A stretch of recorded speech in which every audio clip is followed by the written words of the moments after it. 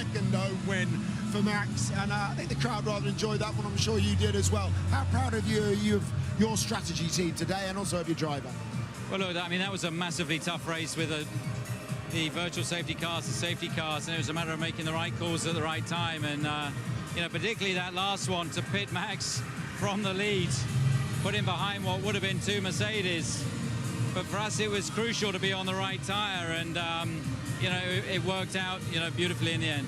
Were you surprised to see Mercedes let Russell pit when you had track position on you? My understanding was they were going to leave them both out, which would have left them both pretty exposed. But then I thought they'd keep George out as sort of a rear gunner to try and hold Max back. But then when they pitted George, it gave Max a free run at Lewis, and you know, obviously there was a tyre offset. And Max, you know, got the job done pretty quickly. I mean, we've been trying to dissect that one. Realistically, virtual safety car did help you out again a little bit today, did it not?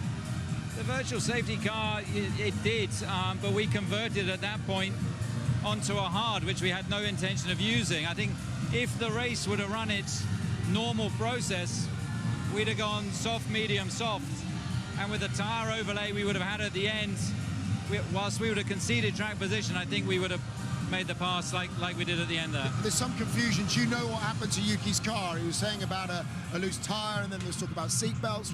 Nothing's filtered up to you yet. I haven't followed that one. You know, I know it wasn't the engine. That's the only bit I know. Okay. All right. Yeah. With regards to that though, today, yeah, there's a lot of.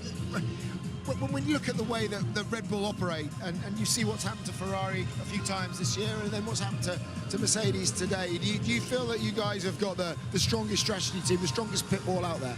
I think, look, I mean, what you see here is only 10% of the team, and you know, it's what goes on behind the scenes as well. And I think, you know, the team's operating at an incredible level, and it's all the support, all the effort back in Milton Keynes from all the, you know, all the girls and guys back there that make performances like this possible. But what really impressed me this weekend was, despite, I mean, it's madness here, and yeah, Max, he was in the zone from the moment he arrived till, you know, the moment that he saw the checkered flag. He's outstanding this year, but do you now believe you've got one hand on the trophy? Oh, look, I mean, you must be thinking that now. 109 points. We're in a great position.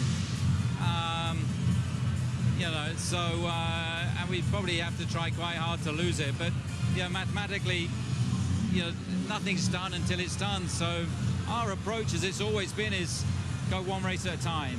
So next race, next Sunday, you know, same effort.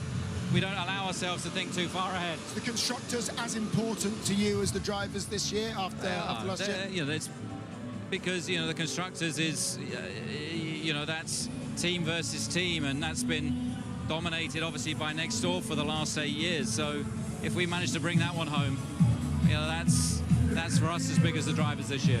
Checo looked like he was a bit unlucky at times, but not really quite there where he needs to be at the moment. Are you going to try and push for him for second in the championship, or is it about the win with Max? No, we want both the drivers up there, and you know, Checo, he got jumped unfortunately by Carlos at the restart.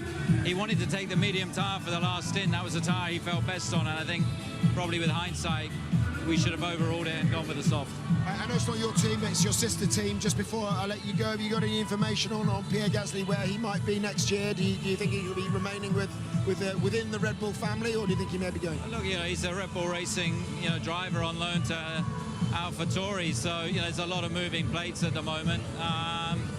You know, which we followed with interest. So we'll see how it pans out. There's a few, as I say, there's a few moving plates. Will you only release him if you can get Colton Herta the super license granted to put him in the car on AlphaTauri?